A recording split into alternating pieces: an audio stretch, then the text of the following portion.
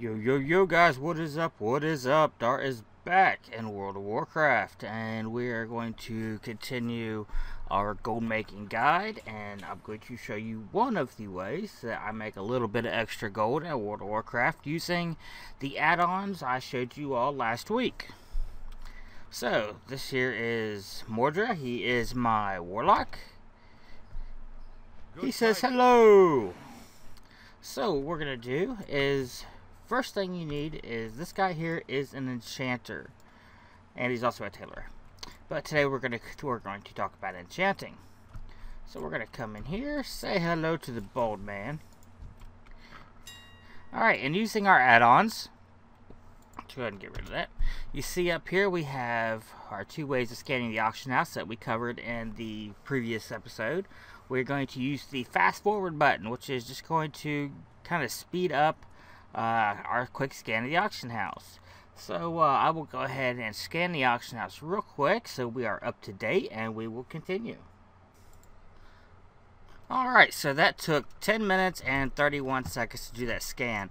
Now the time it takes to do the scan will depend a lot on your internet connection. And as a lot of people know right now, my internet connection sucks because of that wild blue, by satellite deal.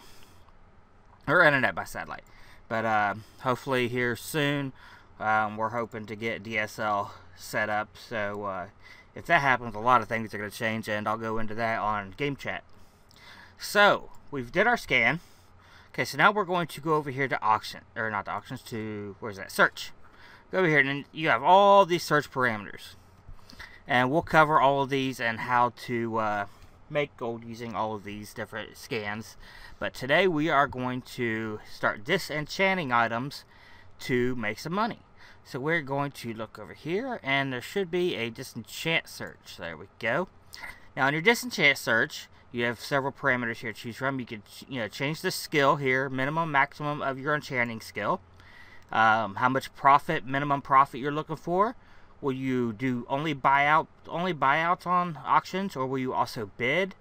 And a maximum price. So the maximum price I will pay for an item is 1,000 gold. Minimum profit I will accept is 1 gold. So we will run our. Now I don't do bids because that's something I got to keep track of, and I'm running so many different tunes and doing so many different on different accounts and different servers, and it's just I try to minimize it the best I can, because just so I don't have so much information flying at me. Alright, so I'm only going to do buyouts, and we're going to start our search. I'm just scanning the auction house, and as you can see here, this is everything we got. So on this server here, we have, just for as an example, we'll take the first one. The buyout is 4 gold on this ring, and after it's disenchanted and sold, it is approximating a 4 gold profit. So it is saying basically that we will disenchant the ring into we have a 75% chance of getting a greater dust, 20% chance of getting a greater nether essence, and 5% chance of a large radiant shard. And it is valuing the sell price of the disenchant at 8 gold 50 silver. So that's what we're gonna do. So now we just it's highlighted, so we hit buyout, and right down here is the total. So if I hit, we'll just forget about this for a minute. Let's just say I'm gonna buy the next few auctions. So let's see, I'm gonna do an investment of 100 gold. There we go. We're gonna invest 100 gold here, and then we start buying up our items here. Buy for purpose of disenchant, yes.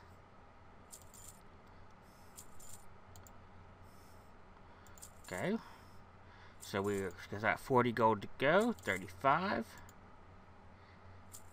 25, 15, and our last item. Alright, now typically when I do this, I usually try not to invest any more than, say, 500 gold per time I do this. Okay, so it's gonna scan, it's processing everything we just did.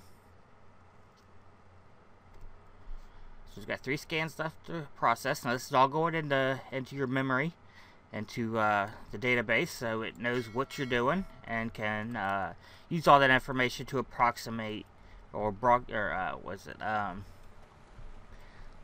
shoot, try to forecast, you know, your future bids and auctions and all that. So this here's all the stuff we bought. So we're going to use Postal here. That's the name of this add-on. And it's just going to automatically pull everything out. Which is a great add-on. Highly recommend you get Postal if you are going to be doing this type of thing, you know, playing the auction house. Alright, so we open up our bags, and I am now going to disenchant these 12 items here that we just got. So I'll pause and come right back after I've done that.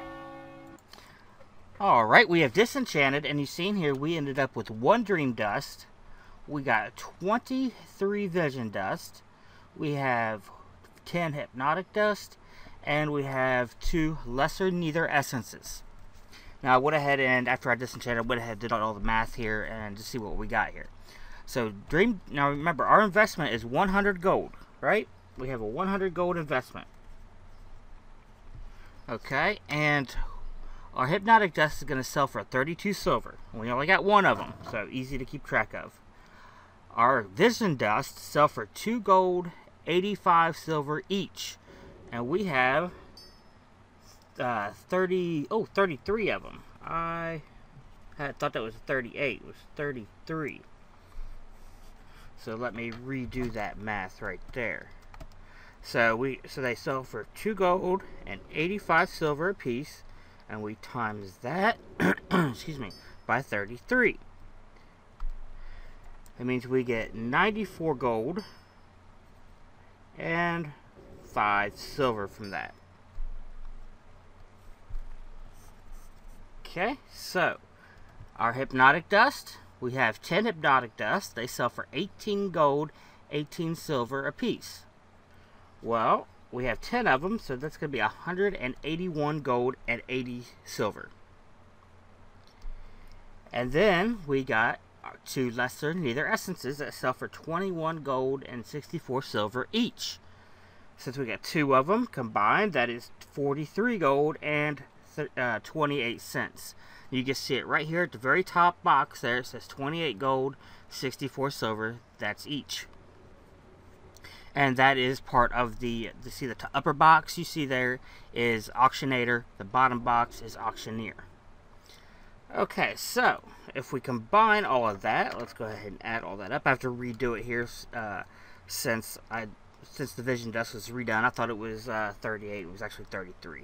So let's add this all up here. 94.05 for the Vision, plus the 32 silver for Dream, plus, let's see, Hypnotic Dust is 181 gold and 80 silver, plus 43 gold and 28 silver for the Lesser Neither Essences, bringing us a total of 319 gold and 45 silver. Now our investment for all this is 100 gold. So our profit is going to be 219 gold for just a couple minutes of disenchanting and putting all that back up. So yeah, you should do this daily. I've actually started falling back. You see I have like no gold because He-Man has hit 90, and yeah, I did a boo-boo and bought all kinds of gear and stuff off the auction house. I spent a ton of gold. I spent a lot of fucking gold, but I was hoping I was going to get right into LFR, but yeah, that didn't happen. I still got to grind. It sucks. Alright, so yeah, then just come over here. We go to our Sell tab, and we're going to use Auctionator to do this. So we're going to drop our Dream Dust in to do a quick scan, and we're already ahead of the game. See, our records said it was selling for 32 silver for that Dream Dust. Well, the current price has gone up to 4 gold, 22 silver. So there's unexpected profit right there. Look at Vision Dust. Now, ours says 2 gold and 85 silver. Let's check it. It's gone down a little bit. It is now 1 gold, 98 silver.